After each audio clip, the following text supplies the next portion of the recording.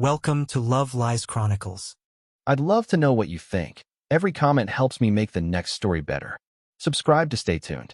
I heard my wife tell her sister exactly what I would do next, and she was right. I had become that predictable. But this time, something was different. This time, I heard her say it. It was Saturday evening.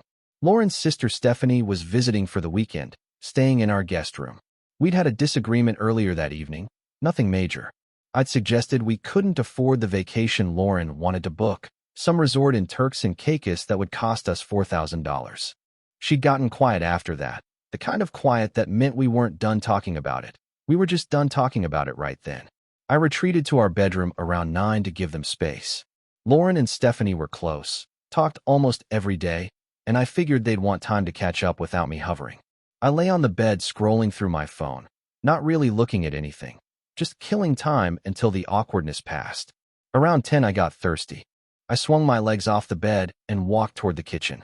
Our condo in South End wasn't huge, and the kitchen connected to the living room with just a half wall separating them. I could hear their voices as I approached, laughing about something. I was about to round the corner when I heard my name. I froze. "He'll sulk for another hour, maybe two," Lauren was saying. Her voice had that amused, knowing tone. "Then he'll go to sleep and wake up tomorrow feeling guilty." "Really?" Stephanie asked. "Watch. He'll apologize by morning like always. He can't handle tension. Give it 12 hours max, and he'll come out saying he overreacted and we can book whatever trip I want." Stephanie laughed. "Every time? Every single time. I don't even worry about it anymore. He's predictable like clockwork." I stood there in the hallway, my hand frozen on the doorframe. The worst part wasn't what she said. The worst part was that she was right. I could mentally list the last 5 times I'd apologized just to end an argument. The disagreement about her mother visiting for 3 weeks. The fight about the car she wanted that was $15,000 over our budget. When she forgot about the birthday dinner I'd planned and made other plans with her friends. The time she committed us to helping her sister move without asking me first. Every single time, I'd been the one to apologize. I wasn't a husband. I was a pattern. A predictable, manageable pattern. I turned around and went back to the bedroom without getting my water. I sat on the edge of the bed, staring at nothing.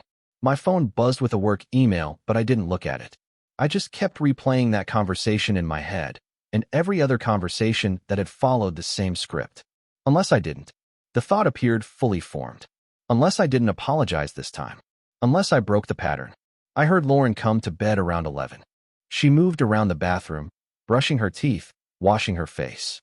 The sounds were so familiar I could picture every movement. She slid under the covers without saying anything, her back to me like always after we'd fought. I lay there awake for hours. Not angry exactly, just seeing things clearly for the first time in a long time. I started counting in my head. Not just the big apologies, but all of them. Every time I'd backed down, compromised, bent. When had I last stated what I wanted and had it happen? I genuinely couldn't remember. Not in the past year. Maybe not in the past 2 years. Somewhere around 2 in the morning, I realized I'd been performing a role. The reasonable one. The one who compromises, who apologizes, who keeps the peace. I'd been so busy being accommodating that I'd forgotten I could stop. Lauren's alarm went off at 7. She got up, still not speaking to me. I heard her in the kitchen with Stephanie, making coffee and breakfast. The smell drifted into the bedroom. Normally this was when I'd get up, shuffle out there, and start the apology sequence. My body almost moved on autopilot. I caught myself. This is exactly what she said I'd do. I took a shower instead. Got dressed. By the time I came out, Stephanie was packing her bag to head home. She lived in Providence, was catching a late morning train. She glanced at me when I walked through, gave me a small wave. I nodded back. Lauren was cleaning up the breakfast dishes. She didn't look at me, but she was clearly aware I was there, giving me openings. "Coffee's ready if you want some," she said. "Thanks," I said, and poured myself a cup. That was it. I took the coffee back to the living room and sat down with my laptop. I could feel her surprise from the other room, like a shift in air pressure. Stephanie left around 10. Lauren hugged her at the door, told her to text when she got home safe. Then she came back into the living room where I was sitting. "Are you really going to drag this out all day?" she asked. "I'm not dragging anything out," I said. "I just don't have anything to apologize for." She let out a small laugh. "So what? You're just going to stay mad?" "I'm not mad. I'm just done apologizing when I haven't done anything wrong. Oh, so this is some kind of stand you're taking? She said it like I was being childish. Maybe it is. She stared at me for a moment, then shook her head. Fine. Be stubborn. You'll get over it. She walked away, back toward the bedroom. And that's when I knew for certain. She genuinely believed I'd cave. And why wouldn't she? I always had before. The rest of Sunday passed in silence. She stayed in the bedroom watching TV. I stayed in the living room. Around 6, I ordered food for myself. Didn't ask if she wanted anything. Another small break in the pattern. While I ate, I pulled up our bank account on my phone. Started looking at the numbers. The pattern was there too. She'd book things, charge things, commit to things. I'd adjust, compensate, make it work. Our shared calendar was the same story. Her plans, her family events, her priorities.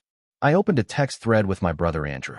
He was traveling for work, spending 3 weeks in Seattle. His apartment in Cambridge was sitting empty. Still out of town? I typed, yeah, back on the 18th. Why? Mind if I crash at your place for a bit? 3 dots appeared immediately. Everything okay? We'll explain later. Just need somewhere to stay. Keys under the mat. Stay as long as you need. I looked around our condo. Both our names were on the lease, but it was month to month. I could leave without legal complications. I had my own savings account, separate from our joint account. Money she didn't track or know the balance of. I could leave tonight, and she wouldn't believe it until morning. She'd said 12 hours. I'd be gone in 3. Around 11, I heard the TV shut off in the bedroom. Lauren was going to sleep. Still confident. Still certain tomorrow morning would bring my apology and everything would reset to normal. I waited until I heard her breathing even out. Then I got up and quietly pulled my gym duffel from the closet. Started with essentials. Toiletries from my side of the bathroom. My medications. Important documents from the filing cabinet. The ones with just my name. Birth certificate. Passport. Social security card. Then clothes. Enough for a week. Work clothes for Monday. My laptop and chargers. The watch my grandfather left me. I moved through the condo like a ghost, taking only what was mine. Everything else, every shared thing, every gift, every piece of the life we'd built, I left behind. In the bathroom, I stood looking at my wedding ring under the dim night light. It was supposed to mean partnership, equality, 2 people choosing each other every day. I took it off and set it on the bathroom counter, right where she'd see it in the morning. She'd understand that part. I was making a statement. I grabbed a notepad from the kitchen drawer, sat at the table with a pen, started to write Lauren, and stopped. She'd predicted my apology. I wasn't going to explain my absence. This would be clear enough. I left the paper blank on the counter, right next to where I'd left the ring. 1 duffel bag. My laptop backpack. That was it. I took one last look at the condo. Noticed her vacation brochures on the coffee table, still sitting where she'd left them. She'd been that sure I'd apologize. That sure we'd be booking that trip by Monday. I closed the door quietly behind me at 2:30 in the morning. Drove through empty streets to Cambridge. Let myself into Andrew's apartment with the key under his doormat. I couldn't sleep. I sat on his couch as the sun started to come up, replaying everything. The conversation I'd overheard. Every apology I'd ever given. Every time I'd bent. No regret. Just clarity. I should have done this after the first time. Or the 5th. Or the 10th. I fell asleep around 5, still sitting upright on the couch. My alarm went off at 6:30. Monday morning. Workday. I got ready like normal, like it was just another Monday. Made coffee in Andrew's kitchen, toasted a bagel. Checked my email. The apartment was quiet. Just the sound of my own movements, my own breathing. No tiptoeing around someone else's mood. No calculating what version of myself I needed to be that morning. Just me. I drove to work through the usual traffic. Parked in my usual spot. Walked into the office with my laptop bag over my shoulder. My coworker Jennifer was already at her desk when I passed. Morning, David, she said. Good weekend. Usually I'd say fine or pretty good automatically. This time I actually thought about it. Yeah, I said. Actually had a breakthrough. Nice, she said, already turning back to her screen. I settled in at my desk. 9 o'clock meeting with the team. I pulled up the project files and reviewed where we'd left off Friday. About 15 minutes before the meeting, my manager Tom stopped by. Hey David, quick question. The Henderson account, they want to move the timeline up by 2 weeks. Can you make that work? 6 months ago, even 2 weeks ago, I would have automatically said yes. Would have figured out how to make it work, stayed late, adjusted everything else. Accommodated. Let me check the current workload, I said instead. I pulled up my calendar, my task list. Looked at it honestly. No, not without dropping quality or burning out. But I can deliver it in 3 weeks with a clean product. Tom blinked. Okay, fair enough. I'll let them know. He walked away. I sat there for a second, almost surprised at myself. It had been that easy. State the reality. Let the chips fall. Lauren would be waking up right about now. She'd reach over to my side of the bed. Find it cold. She'd probably assume I'd slept on the couch. I'd done that before when we fought, once or twice. She'd get up, start her morning routine. Coffee first, always coffee first. That's when she'd see it. The ring. The blank paper. I imagined her checking the bedroom, the bathroom, the guest room, opening the closet to find my clothes gone. My toiletries missing from the bathroom. My phone started buzzing around 8. 3 calls in 10 minutes. I was in a meeting at work. Didn't answer. When I checked at 8:30, there were texts. Where are you? This isn't funny, David. You're really doing this over a vacation? I put my phone on silent and went back to work. Normal Monday. Back-to-back meetings until noon. At lunch I had 4 more texts. Can we just talk? I didn't respond. Took my lunch break at my desk, answered some emails. She'd expected panic from me. She was getting silence. My phone rang around 12:30. Stephanie's name on the screen. I answered because it wasn't Lauren. David? Lauren called me freaking out. Where are you? I'm where men go when they stop being predictable, I said. What? David, come on. What does that even mean? Tell your sister she was wrong. I won't be apologizing. Not by morning. Not ever. You left over a fight about a vacation? Stephanie's voice had that same tone Lauren's had, like I was being unreasonable. No, I left because she told you I'd apologize by morning, and she was right. I would have. I've done it a dozen times. But this time I heard her say it, and I realized I was tired of being predictable. Stephanie was quiet for a moment. When she spoke again, her voice was softer. She didn't mean it like that. Yes, she did. And that's okay. She wanted someone manageable. I'm just done being that person. I hung up, went back to work. That evening I checked my phone and found more messages. I talked to Stephanie. I think you misunderstood what you heard. David, this is childish. Come home so we can talk. I didn't respond to any of them. The first week was the strangest. I'd wake up in Andrew's guest room and for a split second forget where I was. Reach over for someone who wasn't there. Then I'd remember and the relief would flood in. I went to work. Came home. Made simple dinners. Eggs and toast. Pasta with Jared sauce. Food that was just fuel, nothing fancy, no one to impress. I'd eat on the couch watching whatever I wanted. Documentaries about space. True crime series. Old westerns. Things Lauren had always vetoed. On Wednesday evening I realized I was humming while I cooked. Just a random song stuck in my head. I couldn't remember the last time I'd hummed around the house. Around the condo, I'd been quiet, careful not to disturb whatever mood hung in the air. Thursday I got home and changed into sweatpants immediately. Old ratty ones with a hole in the knee. Lauren had wanted me to throw them out months ago. Said they were embarrassing.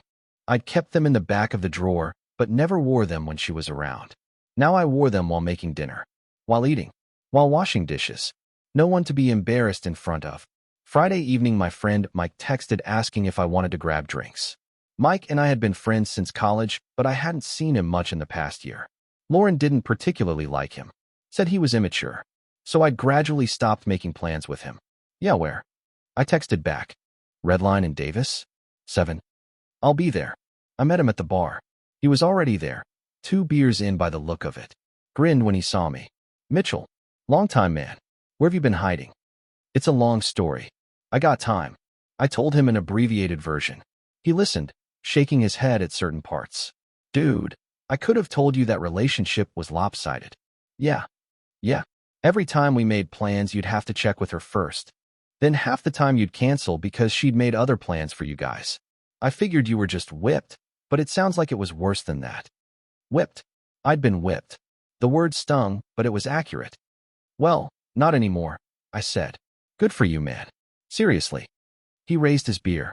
To being unpredictable. I clinked my glass against his. To being unpredictable. We stayed until closing. I took an Uber home, feeling the best I'd felt in months. Not drunk, just loose. Free.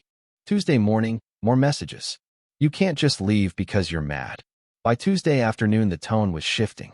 I'm sorry if I hurt your feelings, okay? Can you just come home? And then Tuesday evening. How long are you planning to keep this up? Wednesday morning, I finally typed a response. I'm not keeping anything up. I'm just done apologizing for things I didn't do wrong. You were right. I was predictable. Not anymore. She called immediately. I didn't answer. An hour later, fine. Stay gone. But you're still paying your half of rent. I texted back. Already contacted the landlord. My name comes off the lease at the end of the month. You can afford it or you can't. That's not my problem anymore. You're really going to throw away our marriage over one comment. One comment that revealed a pattern I'd been ignoring. I'm not throwing anything away. I'm just done picking it back up every time you drop it. Thursday afternoon, Stephanie called again. Lauren is a mess, she said. She didn't think you'd actually leave. That's the problem. She didn't think. She just assumed. She wants to meet. To talk. I was quiet for a moment. Fine. But I'm not coming to the condo. Where then? Thinking Cup. Friday at 2. I got there first. Picked a table by the window on Tremont Street.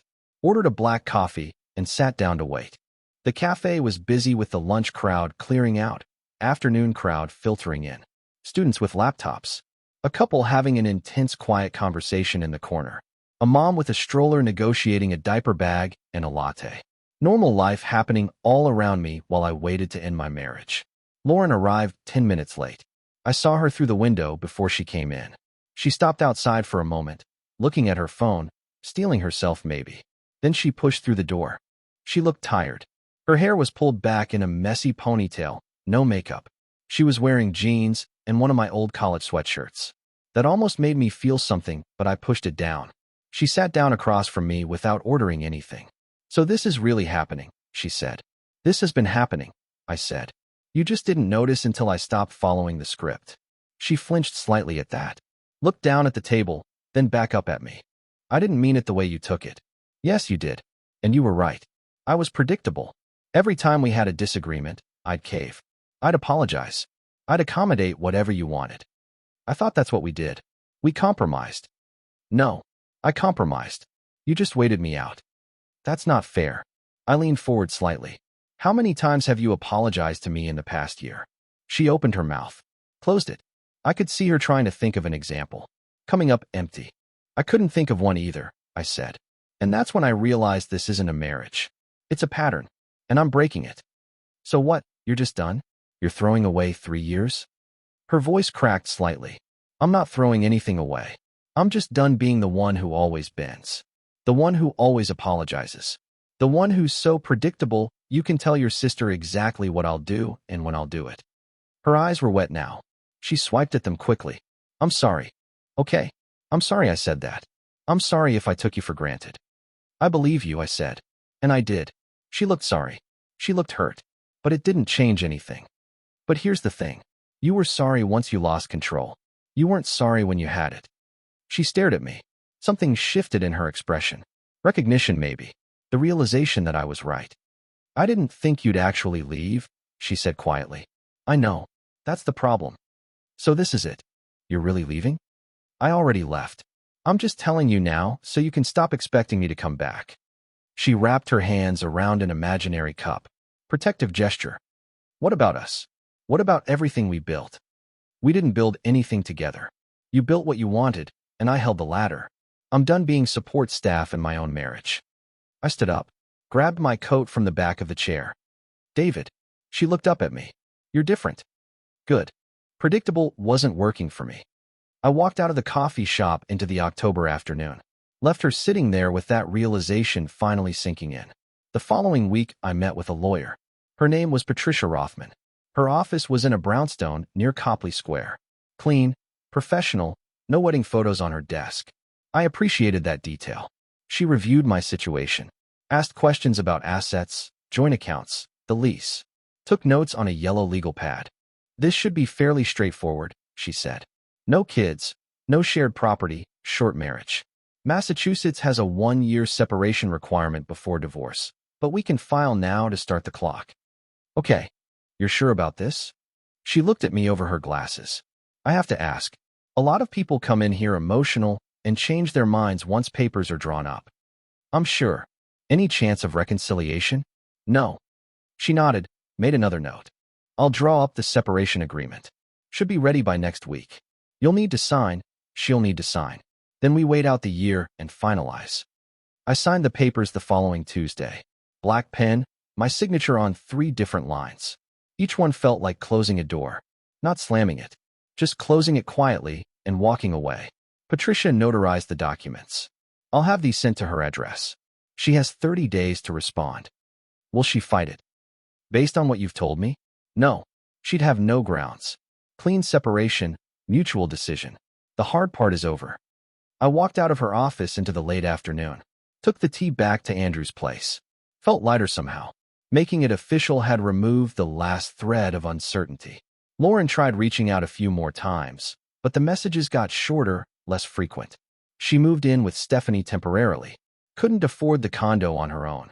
There was one night, about a month after I left, when I almost wavered. I was in Andrew's apartment, couldn't sleep. It was raining outside. I kept thinking about the good moments. Our first date at a North End restaurant. The weekend we'd spent in Maine. The morning she'd surprised me with tickets to a game. It would be easy to go back. To call her. To say we could try again, do things differently. My phone was right there on the nightstand. I picked it up, pulled up her contact. My thumb hovered over the call button. Then I thought about the pattern. The cycle. How many times had there been good moments followed by me apologizing for nothing? How long before we fell back into the same routine? I thought about her sitting with Stephanie, laughing about how predictable I was. About how she didn't even worry because she knew I'd cave. I put the phone down, went to the kitchen, made tea, sat at Andrew's table in the dark. The rain drummed against the windows. I thought about the difference between being alone and being lonely. I was alone right now, but I hadn't been lonely since I left. In the marriage, I'd been surrounded by someone and felt lonelier than I ever had in my life. By the time I finished my tea, the moment had passed. I went back to bed and slept until morning. I stayed at Andrew's place until I found my own apartment. Small 1-bedroom in Somerville. Just mine.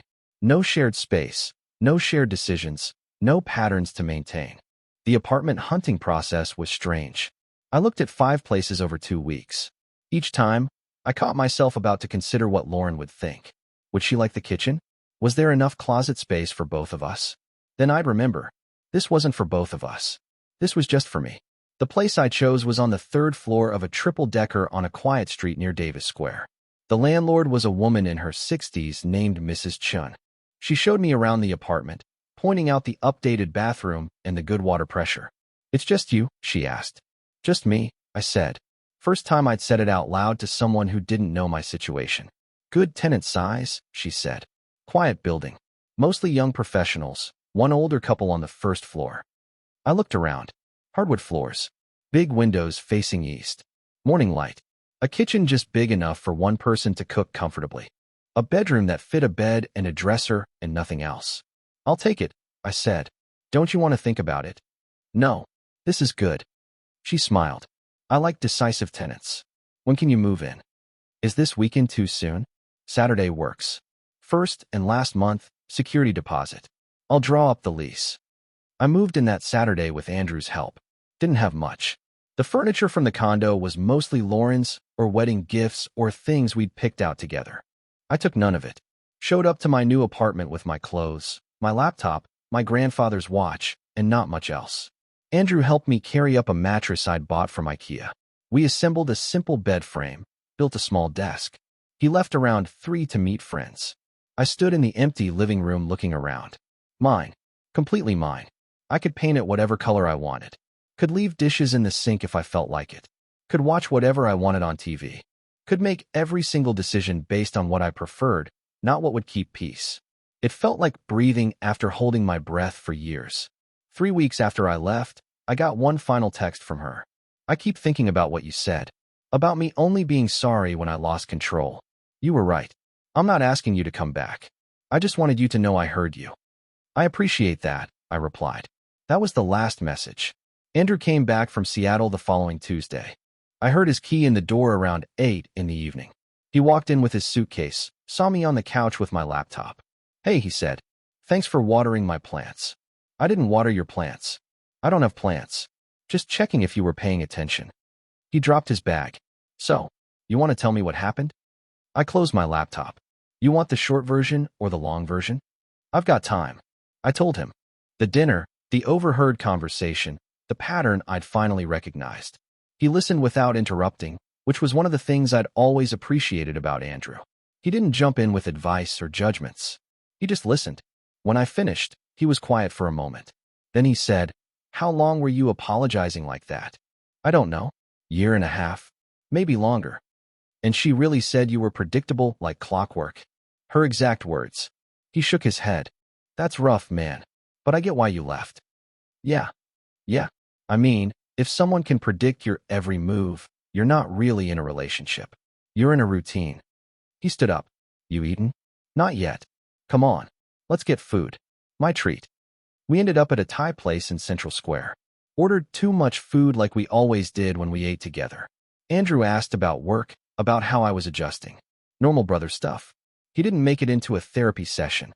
Didn't push me to talk more about Lauren. Just let me be. Halfway through the meal, he said, "You're different." People keep saying that. It's true, though. You seem more solid or something. Like you're actually here instead of half somewhere else. I thought about that. I think I've been half somewhere else for a long time. Always calculating, managing, adjusting. It's exhausting. Yeah, I bet. He grabbed another spring roll. You can stay as long as you need, you know. I'm serious. Rent's paid through December anyway. I appreciate that. But I think I need my own place. Start actually fresh, you know? He nodded. Makes sense. We finished dinner. Walked back through Cambridge in the cold November air. Andrew asked if I wanted to watch a game, but I was tired. Went to bed early in his guest room. Slept better than I had in months. 6 months later, I ran into Stephanie at a grocery store in Cambridge. She was buying wine. I was grabbing ingredients for dinner. We made awkward eye contact across the produce section. She walked over. Hey, I said. You look good. Thanks. You too. Lauren's doing okay, she offered. She's dating someone new. I nodded. Good for her. And I meant it. No jealousy. No regret. Just a genuine hope that she'd found something that worked better for her. She talks about you sometimes, Stephanie continued. Says she gets it now. What you meant. That's good. We stood there for another moment, then said our goodbyes. I checked out and drove back to my apartment in Somerville. That night, I made dinner, just for myself. Ate it on my couch, watching a documentary I'd wanted to see. No one to check with. No one's preferences to consider but my own. People talk about the moment that changes everything, but it's rarely one moment. It's the moment you realize all the other moments added up to something you can't ignore anymore. I didn't leave because she predicted I'd apologize. I left because she was right, and I was tired of proving her right. They say patterns are hard to break, but they're wrong. Patterns are easy to break. You just have to decide the pattern isn't worth keeping. I haven't apologized unnecessarily since the night I left. Not once. Not because I'm stubborn or vindictive, but because I finally learned the difference between being accommodating and being invisible. I was so busy keeping the peace that I forgot I was allowed to make noise. Stephanie told me Lauren expected me to come back within a week, then 2 weeks, then a month. She kept waiting for me to follow the pattern one more time. But the thing about breaking a pattern is that you only have to do it once.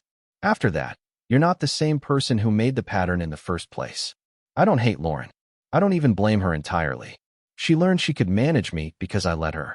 I trained her to expect my apologies the same way she trained me to give them. We built that pattern together, even if only I decided to break it. These days when I disagree with someone, I state my position and let it stand. If someone's wrong about me, I correct them. If someone takes me for granted, I walk away. Not because I'm angry, but because I finally learned that being predictable isn't the same as being reliable. Being easy isn't the same as being good. She was right about one thing, though. I was predictable. Past tense. Dear listeners, that's our ending. If it resonated, subscribe to support the channel. See you next time.